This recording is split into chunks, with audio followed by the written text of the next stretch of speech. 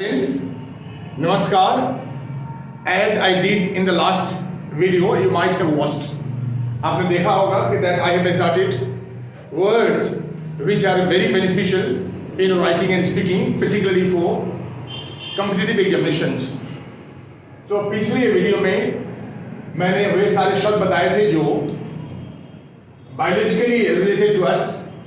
I mean, based on biology, and now today words for parts of human body. Human body से संबंधित लगभग सारे शब्द आप जानते ही हैं. Head, nose, eyebrows, all these are common. Since childhood we have been reading, हम पढ़ते और पढ़ाते आ रहे हैं. So it's very easy.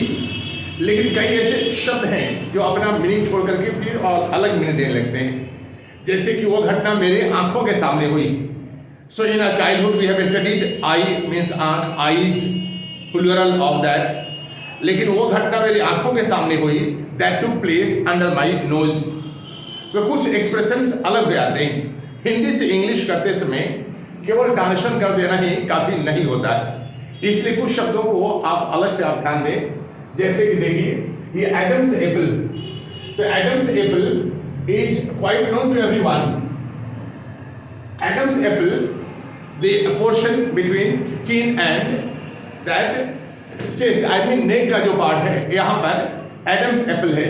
So this is clearly visible on the neck of men, not of women. And while speaking, it puckers. Puckers means it moves up and down.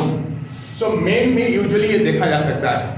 Now the question arises कि भाई ये Adam's apple and while writing आपको ध्यान रखना है कि जब लिखते हैं तो ये हमेशा कैपिटल से लिखते हैं, जबकि शब्दों को हमेशा स्मॉल से शुरू करते हैं और सेंटेंसेस कैपिटल से. वाइल राइटिंग इन सेंटेंसेस लिखें ये कैपिटल से लिखते हैं. Adam's apple. So now the question arises क्या कि ये क्या है, एडम्स एप्पल क्यों हो गया. So Adam and the Eve, the word known to you, ये बाइबल में भी वर्णित है कि एडम और ईव, जिस तरह से हिंदुओं में हम बोलते हैं मनु और श्रद्धा, ये they were the first human beings, और अकॉर्डिंग टू इस्लाम आदम और हवा, और बाइबल में यानी क्रिश्चियनिटी में एडम और ईव का जिक्र आता है. तो ये एडम यही है.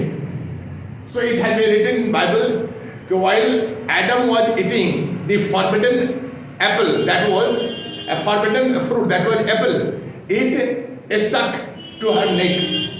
So that's why actually she got the trouble, and since then now just the word has been running the Adam's apple, यानी एडम का सेब. अब ये हिंदी बोले में तो अजीब गरीब लगता है, लेकिन इंग्लिश में ये वर्ड ऐसा ही है, Adam's apple. So this is the part said to be Adam's apple. And it puckers. It puckers means moves ups and downs. So as you see, it P-U-C-K-E-R.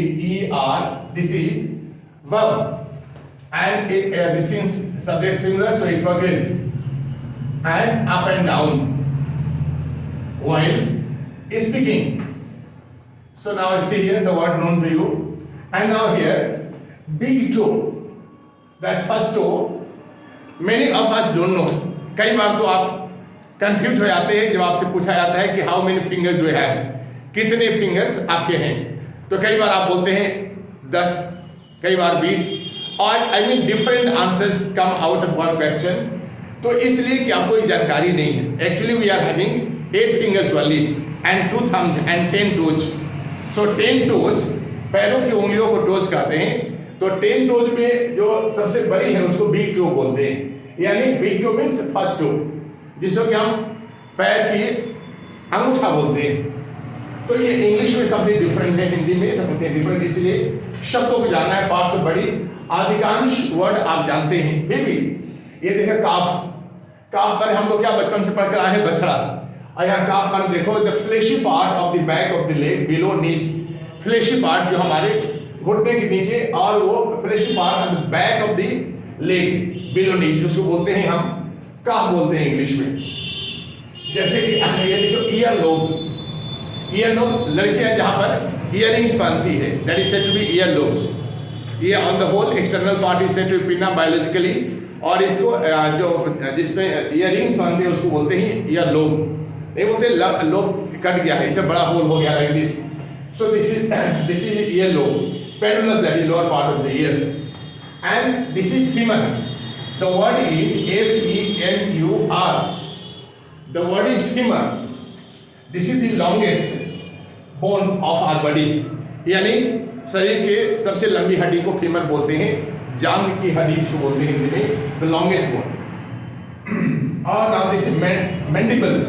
Lower jaw को, यह jaw हो गया जबड़ा, इसको mandible कहते हैं. और vertebra, like animals having backbone, like we all are vertebrae. Vertebra का plural होगा vertebrae. So this is biological word. Biologically, I mean the term of biology. In general talks, in general language, we don't speak. हम किसी को ये नहीं कह सकते कि hello vertebra come here. So that will be clumsy. That sounds clumsy. अच्छा नहीं लगता, इसलिए इसको biologically हम बोलते हैं having. So now this is vertebra. Animals having backbone. Now temple. Temple यानी this part said to be temple. कनपट्टी वाली जगह को कनपट्टी बोलते हैं. So that is said to be temple. And now here see kneecap. घुटने के पास एक ऐसा कैप है जिसको हम लोग नी कैप कहते हैं ब्रिटिश इंग्लिश में, और अमेरिकन इंग्लिश में इसको पटेला बोलते हैं. It's very useful, but those who are runners कई बार वो पटेला इसको निकलवा भी देते हैं, लेकिन ये बहुत यूजफुल होता है कि घुटने को ऊपर की तरफ मोड़ने में ये रोकता, हमेशा पीछे की तरफ मोड़ता है. So this is said to be knee cap और patella. Now body popping. Body popping the word is quite common. खास करके जो डांसर्स होते हैं, जो ब्रेक डांसर्स होते हैं, तो ब्रेक डांसर अपने शरीर को डिफरेंट मूवमेंट में डालते हैं, ब्रेक डांसर्स. तो that looks like a Robert is dancing. So movement of body, particularly stiff movement in a body in dance like robot. सो वो अलग अलग ढंग से इस तरह से अलग अलग उसको ब्रेक करके डालते हैं. स्टिफ मूवमेंट कहते हैं शरीर में, उसी को बोलते हैं बॉडी पॉपिंग. और बॉडी स्टॉकिंग.